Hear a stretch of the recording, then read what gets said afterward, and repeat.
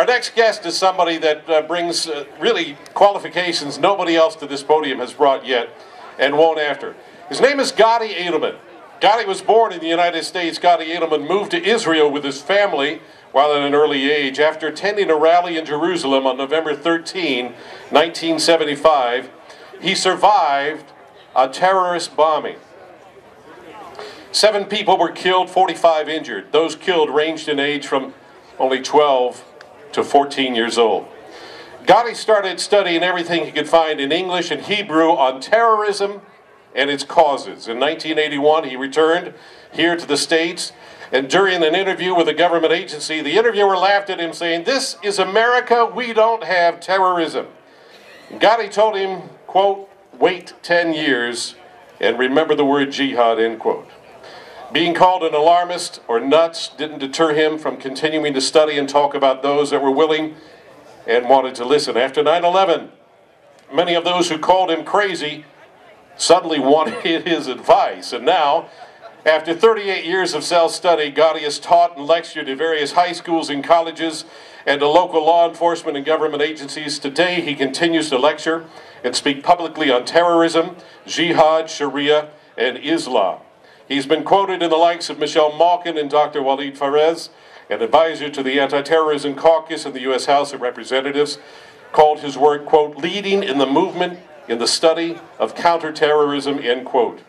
He's a contributor for the Jerusalem Post and a contributing editor for the Family Security Matters. His articles have appeared in dozens of publications, have been translated into several languages from Spanish to Vietnamese. He has his own weekly radio show, America Akbar, and he has recently joined the new INTN Israeli News Talk Network as their senior security correspondent. He can often be heard as a guest on various radio talk shows, including the one I do, and today we have him here.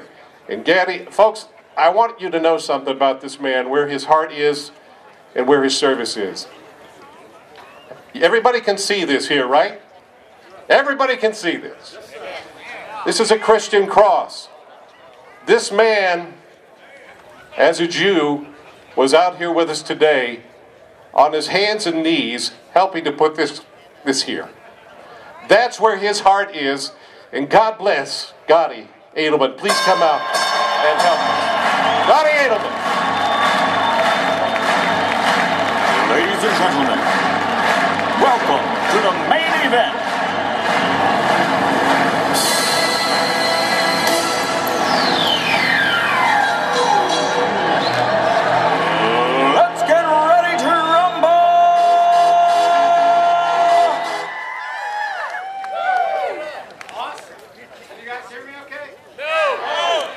Mike? Try it now? There we go. All right. I got to admit, Major Dave, that's the first time I've come out to that music. Before I get started, I want to thank each and every one of you for being here today. And I heard people mentioning all the different services, World War II, Korea, current conflicts, Afghanistan, Iraq. Am I the only one here that served in Lebanon? All right. This is by no means my forte or in the realm of my expertise. I'm a counter-terror specialist. I speak on Islam and national security. I was asked to speak today because I'm a Jew. More than that, I'm an Israeli. I was born here in the States and grew up in Israel. And who better to speak on the offensive nature of a cross in a public park than a Jew? Well, I have to tell you, I'm pissed. I'm pissed that this gathering even had to take place. One individual, Stephen Hewitt, was bothered by the memorial of a kneeling soldier in front of a cross. Stephen Hewitt was a veteran, is a veteran of Afghanistan, and I thank him for that service. But, Mr. Hewitt, I have to say, I'm offended. Yes. I'm offended that you don't see the hypocrisy in what you've done.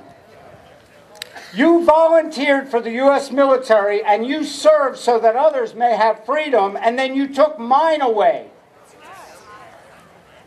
You, sir, display a fundamental misunderstanding of the very Constitution you swore to uphold and protect. I'm offended that I don't get to see the kneeling soldier. I'm offended that I don't have a choice to look at it because it bothered you.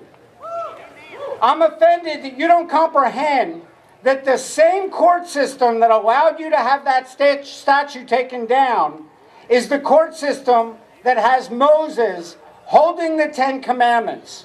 And I'm referring to the United States Supreme Court. Above the east entrance to the United States Supreme Court, sculpted into the building, is a statue of Moses holding the Ten Commandments. As you enter the Supreme Court courtroom, there are two huge oak doors, and each door has the Ten Commandments carved into it. As you sit inside the Supreme Court, on the wall right above where the Supreme Court judges sit, there is a display of the Ten Commandments. There are Bible verses etched in stone all over federal buildings and monuments in Washington, D.C. Public buildings paid for by tax dollars, just like this park. I can think of another place that Mr. Hewitt might find offensive. It's another public place that is paid for by tax dollars. It's part of the national park system. It's called Arlington Cemetery. Tell me, Mr. Hewitt, would you like to go and remove every cross and star from more than 300,000 graves there? Somehow I think I know your answer about Arlington would be different. You would say something along the line of all faiths are represented there, including atheists. It was the personal choice of the individual. Somehow, I'm sure that you think that the crosses and stars in Arlington are okay, even though it's on public land, paid for by tax dollars, because it was a personal choice of faith. Well, when did the choice or opinion of one individual get to take away the rights of the majority? I have no problem seeing a cross on public land, and I'm Jewish. But I also realize that this country was founded on Judeo-Christian values, and it is 80% Christian. Near the rotunda in the United States Capitol is the Congressional Prayer Room. It's there for members of Congress who seek meditation or prayer. The room has a stained glass window of George Washington kneeling in prayer, with the words from Psalm 16:1, "Preserve me, O God, for in thee I do put my trust." And the words above it, "This nation under God." In addition to spaces set aside for private group or prayer, a prayer is given before the opening of each session of both the House and Senate by the chaplain of the United States Senate and the chaplain of the United States House of Representatives. Those prayers trace their origins back to the days of the Continental Congress and the official recommendation of Benjamin Franklin on June 28, 1787. This country, the greatest country in the world, was founded on Judeo-Christian values. I've seen the kneeling soldier in front of the cross. And do you know what I, as a Jew, see when I look at that? I see a soldier paying tribute to a recently fallen comrade. But more than that, I see something even more important. Just like all the buildings I just mentioned, I see faith. We are losing a battle in this country to our right to our faith. The same faith that made this country what it is, the same faith that millions have fought for and died to protect. I am by no means a legal scholar, so I want to quote Professor Michael Paulson. He's the Distinguished University Chair and Professor at the University of St. Thomas Law School.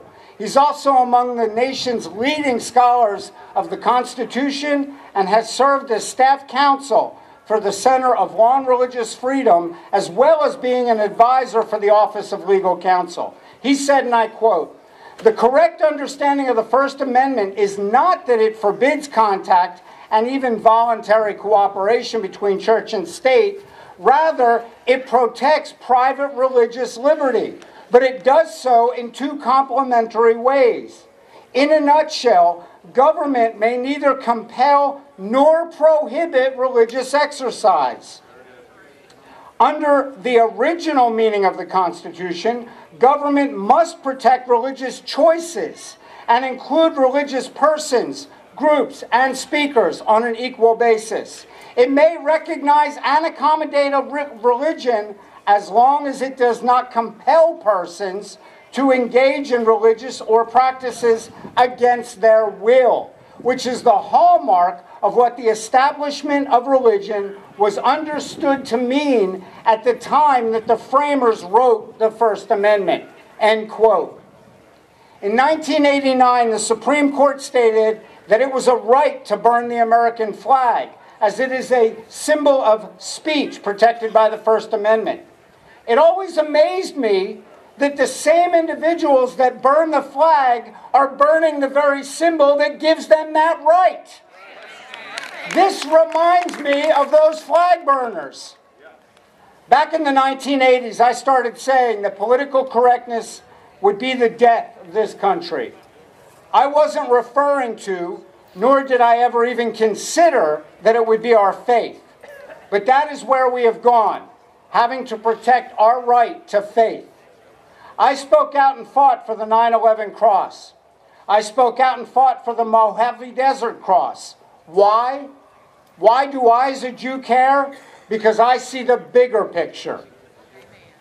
I know what will happen when we lose our faith. I know what will happen when we are not allowed to display our faith or speak about our faith publicly. Back to my expertise. There's a saying in Arabic, Min sa'alaf et sabat laka el had kadima. That saying means when Saturday is gone, one will find Sunday. Or in other words, first comes Saturday, then comes Sunday. A battle cry for Muslims. First the Jews, then the Christians. If you think Islam is a problem now, wait until faith is no longer allowed. Thank you.